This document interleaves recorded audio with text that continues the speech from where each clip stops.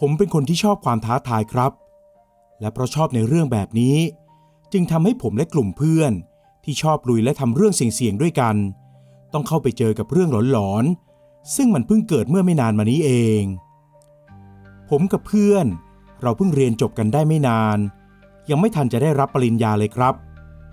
บางคนก็ได้ทำงานกันไปบ้างแล้วส่วนผมและเพื่อนอีกบางส่วนก็ยังอยู่ในช่วงที่ตัดสินใจกันว่าจะเรียนต่อหรือว่าทำงานดีทำให้มีเวลาว่างหลังจากที่เรียนจบแล้วค่อนข้างจะมากและผมเองกับเพื่อนที่สนิทกันอย่างโต้งกับบอยก็ยังคงอาศัยอยู่ที่คอนโดเดิมที่ใกล้กับมหาวิทยาลัยยังไม่มีใครย้ายออกไปไหนด้วยเหตุผลที่ว่าเมื่อถึงคราวตอนรับปริญญาจะได้ไม่ต้องหาที่พักเพราะพวกเราทั้ง3คนเป็นคนต่างจังหวัดกันหมดแต่ถึงอย่างนั้นผมและเพื่อนๆเองก็ไม่ได้อยู่เฉยๆให้เสียเวลาพวกเราทุกคนทำงานพาร์ทไทม์กันอยู่แล้วครับและพ่อกับแม่ก็เข้าใจดีถึงการใช้เวลาตัดสินใจว่าจะเอาอย่างไรกับชีวิตของตัวเองหลังจากเรียนจบพ่อกับแม่ของผมนั้นก็ให้เวลาผม3 เดือนถ้ายังไม่มีคำตอบก็จะให้ผมกลับไปช่วยงานที่บ้านส่วนเพื่อนๆคนอื่นก็ไม่ได้มีภาระอะไรออกจะมีฐานะและบ้านรวยกว่าผมมากแต่ถึงอย่างนั้นเราทุกคนก็รู้คุณค่าของเงินดีครับ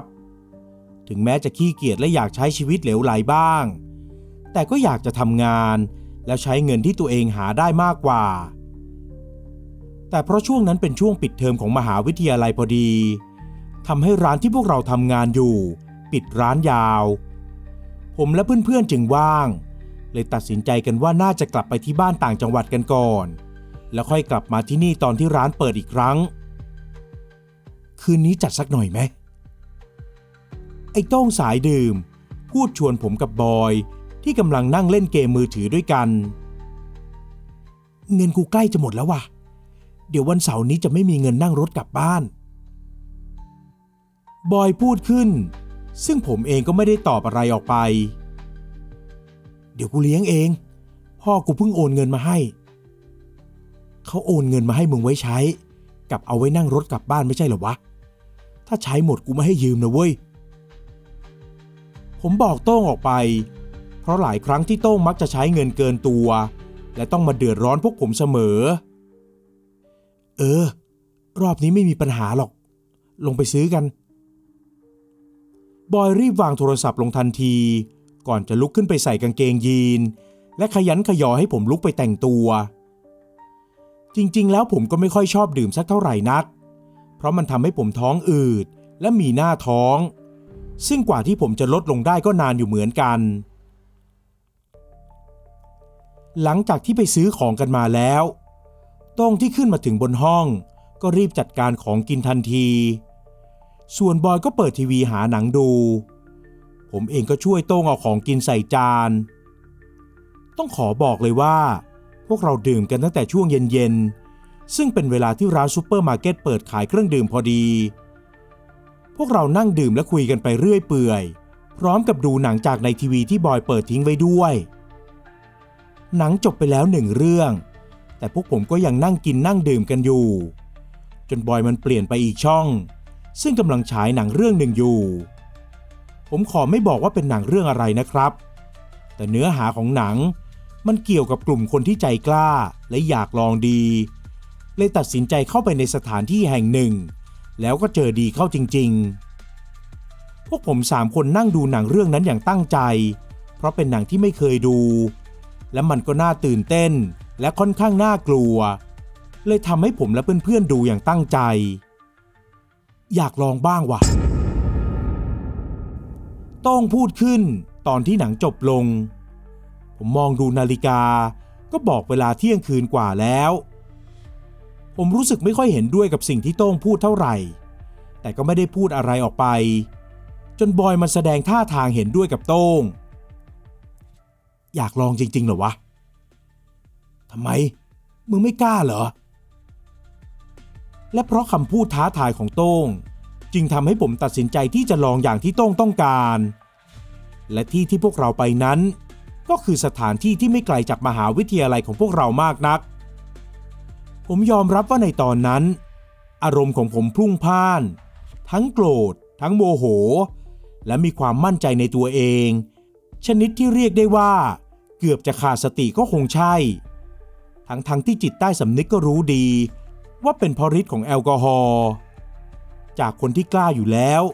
ก็เลยยิ่งกล้าเข้าไปอีกที่พวกเรามานั้นเป็นบ้านร้างที่อยู่ติดกันหลายหลังผมเคยได้ยินเรื่องราวเกี่ยวกับที่นี่มาจากหลายคนและหลากหลายเรื่องเล่าบนอินเทอร์เน็ตบรรยากาศมันดูวังเวงมากในเวลากลางคืนทั้งเงียบและดูลึกลับแต่ถ้ามองจากภายนอกจริงๆแล้วมันก็แค่บ้านร้างที่มีหญ้าขึ้นรกหนาและเพราะสร้างไม่เสร็จก็เลยทำให้มันดูเก่าและทรุดโทรมเราจะลองทำอะไรกันดีคำถามของบอยทำให้เรียกสติของผมกลับคืนมาในขณะที่เรายังคงนั่งอยู่บนรถพวกเรามากันโดยที่ไม่ทันได้คิดว่าจะมาทำอะไรลองไปอีกที่ดูไหมใกล้ๆกันเนี้ยกูเคยผ่านไปกับไอ้โจ้ต้องพูดชวนให้พวกเราไปอีกที่หนึ่งผมที่เป็นคนขับรถก็ขับออกจากสถานที่นั้นไปแบบไม่คิดอะไรก่อนที่จะขับไปตามทางที่โต้งบอกซึ่งผมเองเรียนอยู่ที่นี่มา4 ปีก็ยังไม่เคยมาเลยครับอาจจะเพราะไม่ได้สนใจเรื่องนี้มากสักเท่าไหร่และสถานที่ที่พวกเรามากันอีกที่นั้นก็คือบ้านร้างเหมือนกันแต่เป็นบ้านร้างที่อยู่ในซอยลึกและอยู่สุดซอยซึ่งเป็นทางตันไม่มีทางทะลุออกไปไหนได้ผมเลยวนรถกลับมาตั้งลำให้รถหันหน้าออกไปทางถนนเพื่อเกิดอะไรขึ้นมาจริงๆจะได้ขับออกไปเลยไม่ต้องเสียเวลาเมื่อรถจอดสนิทโต้งก็เปิดประตูลงไปทันทีผมและบอยก็รีบเปิดประตูตามลงไปเช่นกันถึงแม้บ้านร้างหลังนี้จะอยู่ห่างกับบ้านที่มีคนอยู่ไม่มากนักแต่บรรยากาศของมันกลับดูวังเวงไม่แพ้บ้านที่พวกเราไปมาก่อนหน้านี้เลยประกอบกับข้างทางที่เป็นป่าหญ้ารกทึบก็ยิ่งทำให้รู้สึกน่ากลัวโต้งเดินเข้าไปในบ้านทันทีโดยที่ไม่บอกอะไรใครผมกับบอยก็รีบเดินตามเข้าไปติดๆจังหวะนั้นเองที่ผมหันกลับมาใช้กุญแจส่งสัญญาณล็อกไปที่รถก็ทำให้ผมได้เห็นกับเงาของใครบางคนที่เดินผ่านหน้าบริเวณบ้านร้างเข้าป่าหญ้าไปผมหยุดยืนนิ่งและมองด้วยความรู้สึกแปลกๆผมรู้สึกได้ทันทีว่าใจของผมมันเต้นแรงขึ้นเฮ้ยยืนทำอะไรวะเข้าไปดูข้างในกันเสียงของบอยเอ่ยทักผมทำให้ผมสะดุ้งตัวด้วยความตกใจแต่ที่น่าตกใจกว่าก็คือโต้งที่เข้าไปก่อนผมและบอยมันกำลังเดินเตะของที่อยู่ตามพื้นไปมาก่อนจะตะโกนท้าทายด้วยความกล้าแบบที่ไม่เคยเป็นมาก่อนเฮ้ยไหนพวกมึงมีจริงหรือเปล่าวะออกมาให้กูเห็นหน่อยผมรีบเข้าไปห้ามไม่ให้โต้งพูดอะไรไปมากกว่านั้นแต่ดูเหมือนโต้งมันจะไม่ฟังสักเท่าไหร่ออกมาให้เห็นหน่อยทั้งชีวิตกูไม่เคยเห็นผีเลยเว้ยผมสะดุ้งตัวโยนพร้อมๆกับโต้งก่อนจะหันไปมองข้างหลังที่เป็นที่มาของเสียงบอยยืนก้มหน้านิ่งไม่ขยับตัวไปไหนแล้วเสียงหัวเราะของบอยก็ค่อยๆดังขึ้นทั้งที่มันยังก้มหน้าอยู่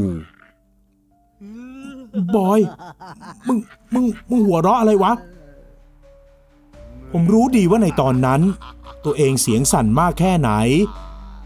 แต่ดูเหมือนว่าโต้งมันจะไม่กลัวอะไรเลยมึงเล่นบ้าอะไรวะโต้งเดินเข้าไปหาบอยที่กำลังยืนก้มหน้าอยู่ก่อนที่เสียงของบอยจะตะโกนออกมาเสียงดังกูไม่ใช่เพื่อนเล่นของมึงผมตัดสินใจวิ่งออกมาจากบ้านหลังนั้นทันทีโต้งเองก็เหมือนกันและพอออกมาถึงหน้าบ้านผมกับโต้งก็เห็นบอยยืนหน้าซีดอยู่ที่รถรีบไปกันเถอะในตอนนั้นมันเหมือนกับในหนังที่พวกเราเพิ่งดูมาไม่มีผิดพอเจอดีเข้าจริงๆเราก็พร้อมใจกันหนีผมรีบหยิบกุญแจขึ้นมาเสียบอย่างยากลำบากมือไม้สั่นไปหมดจนพวกเราขับรถออกมาได้ไม่ไกลนัก ผมก็หยุดจอดรถที่ริมถนนเพื่อตั้งสติไอ้ปั๊บไอ้ปั๊บผมหันไปมองตามเสียงเรียกก็เห็นว่าโต้งกับบอยนั้นกำลังนั่งจ้องมองมาที่ผมทั้งสองคนค่อยๆยิ้มและหัวเราะให้ผมไอ้ปั๊บไอ้ปั๊บมึงออกมาจากรถเร็วผมหันไปตามเสียงอีกครั้งซึ่งผมก็เห็นบอยกับโต้งกำลังพยายามทุบกระจกรถเพื่อบอกให้ผมออกมาผมหันกลับไปมองที่ภายในรถอีกครั้งก็ไม่มีใครอยู่แล้วผมเลยรีบเปิดประตูรถออกมาผมล้มลงเข่าอ่อนลงไปนั่งกับพื้นและไม่เคยคิดว่าตัวเองจะได้มาเจอกับเหตุการณ์แบบนี้โต้งกับบอยยืนหอบไม่ต่างจากผมนักก่อนที่ทั้งสองคนจะนั่งลงข้างๆผมทั้งที่ผมเองก็ไม่ได้วิ่งเหมือนโต้งและบอยแต่ผมก็รู้สึกเหนื่อยมากและดูเหมือนว่าฤทธิ์แอลกอฮอล์จะหายไปหมดแล้วผมกับเพื่อนตาสว่างกันอย่างแจ่มแจ้งต่างคนต่างมองหน้ากันด้วยความรู้สึกกลัวไม่นานนักก็มีรปภ.ประจำหมู่บ้านที่อยู่ในละแวกนั้นผ่านมาพอดีเอ้ยหนุ่มมาทำอะไรกันตรงนี้ดึกๆดื่นๆผมกับเพื่อนๆรีบลุกขึ้นทันทีก่อนจะรีบบอกออกไปว่าไม่ได้ทำอะไรแค่แวะพักเมื่อยตอนขับรถก็เท่านั้นถึงแม้จะเป็นคำพูดที่ฟังดูแถไปสักหน่อยแต่ก็คงเป็นเพียงคำตอบเดียวเท่านั้นที่พวกเราจะพอตอบออกไปได้ไม่ได้จะมาขโมยอะไรใช่ไหมลุงรปภ.ถามพวกเราออกมาด้วยความสงสัยซึ่งผมกับเพื่อนก็รีบปฏิเสธออกไปทันทีและบอกว่าพวกเราจะไปกันแล้วผมเลยบอกให้โต้งกับบอยรีบขึ้นรถซึ่งพอขึ้นรถมาได้ผมก็สตาร์ทรถและสงบจิตใจของตัวเองอยู่อีกสักแป๊บลุงรปภ.เดินมาเคาะกระจกรถฝั่งที่โต้งนั่งโต้งลดกระจกลงเพราะดูท่าทางเหมือนว่ารปภ.คนนั้นมีอะไรจะบอกกับพวกเราคราวหน้าพระก็ไม่ช่วยอะไรแล้วนะแล้วลุงรปภ.คนนั้นก็เดินไปผมกับเพื่อนๆหันมามองหน้ากันด้วยความแปลกใจก่อนจะหันกลับไปมองทางที่ลุงรปภ.กำลังเดินไปอีกครั้งไม่มีใครเดินอยู่ตรงนั้นเลยจะบอกว่าลุงแกวิ่งหนีหายไปก็คงจะไม่ใช่ผมจึงรีบขับรถออกจากที่ตรงนั้นไปทันทีเมื่อกลับมาถึงห้องพวกเรา3 คนก็รู้สึกเหนื่อยล้าเป็นอย่างมากและนอนหลับกันไปอย่างรวดเร็วก่อนที่ผมจะตื่นขึ้นมาเพราะรู้สึกร้อนผมหยิบมือถือขึ้นมาดูนาฬิกาในตอนนั้นก็เป็นเวลาตี 5 กว่าแล้วเช้าวันต่อมาไฟที่หอดับครับซึ่งผมก็ไม่รู้ว่ามันดับไปตอนไหนผมเลยลุกขึ้นไปอาบน้ำและคิดว่าจะออกไปหาอะไรกินข้างนอกเพราะภายในห้องค่อนข้างอับและคงเพราะอากาศไม่ถ่ายเทเลยทำให้แม้แต่ช่วงเช้ามืดก็ยังร้อนได้ผมที่กำลังเตรียมตัวไปอาบน้ำก็เดินไปส่องตาแมวที่ประตูดูว่าใครมาหาตั้งแต่เช้าแต่ที่หน้าประตูนั้นก็คือบอยที่ยืนอยู่ผมเปิดประตูออกไปด้วยความสงสัยมึงออกไปทำอะไรอ่ะพวกมึงทิ้งกูได้ยังไงวะบอยพูดเสียงดังพร้อมกับผลักประตูเข้ามาในห้องผมมองบอยด้วยความสงสัยเพราะไม่รู้ว่าบอยแกล้งหรือกำลังคิดที่จะอำอะไรผมอะไรของมึงวะเราก็กลับมาที่ห้องด้วยกันไม่ใช่เหรอ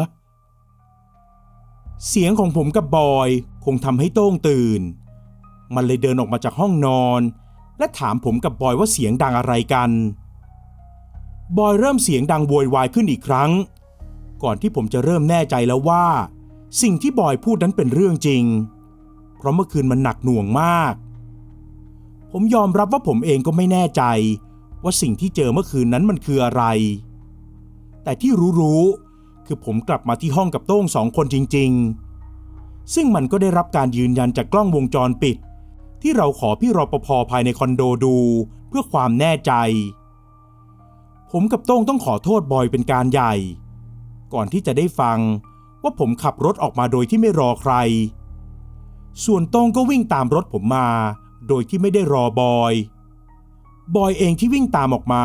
ก็ไม่เห็นใครแล้วและหารถผมไม่เจอเพราะบอยมันไปคนละทางกับที่ผมเลี้ยวมาแถมจะโทรติดต่อพวกผมแต่ก็โทรไม่ได้เพราะมันดันลืมโทรศัพท์มือถือไว้ที่รถทำให้บอยต้องเดินออกมาจากหมู่บ้านทั้งที่มืดอย่างนั้นโชคดีที่มหาวิทยาลัยของผมมีวินวิ่งไปมาตลอด24ชั่วโมงทำให้บอยได้นั่งรถมอเตอร์ไซค์กลับมาที่คอนโดอย่างปลอดภัยส่วนผมกับโต้งก็พาใครไม่รู้กลับมาที่ห้องซึ่งจริงๆแล้วก็น่าจะไม่ใช่คนหลังจากวันนั้นผมและเพื่อนๆก็ตัดสินใจซื้อของมาไหว้ศาลที่หน้าคอนโดแล้วไหว้ในห้องที่พวกเราพักแต่นั่นก็คงไม่ได้ช่วยอะไรมากนักพวกเราทุกคนจึงตัดสินใจที่จะย้ายออกและแยกย้ายกันกลับไปพักที่บ้านของตัวเองเมื่อถึงเวลาใกล้รับปริญญาแล้วค่อยกลับมาหาห้องพักก็คงจะทันผมรู้ครับว่ามันคงไม่ดีเท่าไหร่ที่ย้ายออกมาทั้งที่ยังทิ้งสิ่งลี้ลับหรือความน่ากลัวไว้ผมก็ได้แต่หวังว่าเจ้าของห้องคนใหม่จะปลอดภัยดีไม่เจอกับสิ่งน่ากลัวเหมือนที่พวกผมเคยเจอและหลังจากเหตุการณ์ที่เล่าไปทั้งหมดนั้นก็ทำให้ทัศนคติของผมเปลี่ยนไปเลยครับผมเลือกที่จะอยู่อย่างสงบมากขึ้นลดความห่ามและความกล้าลงผมเองยังคิดเลยว่าถ้าตัวเองเป็นโรคหัวใจตอนนั้นก็คงจะช็อกตายไปแล้วเพราะโดนหลอกซ้ำแล้วซ้ำอีกจนไม่รู้ว่าอันไหนจริงไม่จริงบ้างทุกวันนี้ผมก็ยังตั้งคำถามกับตัวเองว่าประสบการณ์หลอนๆที่เจอนั้นเป็นเรื่องจริงหรือเปล่าแต่ผมก็คงไม่กล้าที่จะไปท้าพิสูจน์อีกแล้วเพราะแค่นั้นมันก็มากพอแล้วฟังเพื่อความบันเทิงนะครับจะเชื่อหรือไม่เชื่อผมก็ไม่ว่า